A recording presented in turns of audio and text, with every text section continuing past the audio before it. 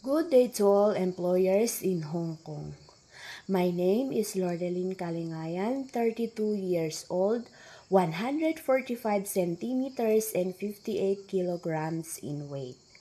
My mother is Lourdes Kalingayan and my father is Pepito Kalingayan.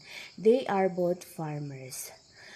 I have a live-in partner and we have three children ages 6, 4, and 2. Ma'am, sir, I do not have body tattoos.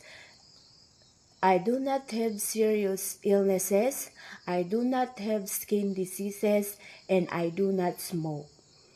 I am a college undergraduate, but I finished housekeeping and C2. My first employer has 3 members, 2 adults and 6 months baby girl.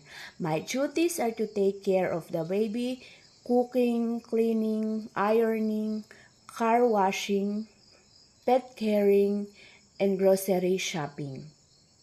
My second employer has 5 members, 4 adults and a kid 6-year-old boy. My duties are to take care of the boy and to prepare him to go to school during school days, cooking, cleaning, ironing, pet caring, car washing, and grocery shopping. Ma'am, sir, I know how to cook Filipino food but not Chinese foods, but I am willing to learn. My parents are willing and supportive to take care of my kids while I want to work there in Hong Kong to sustain the needs of my family and to save money for my kids' future. To my future employer, kindly hire me as your helper because I'm loyal, kind, trustworthy, and hardworking woman.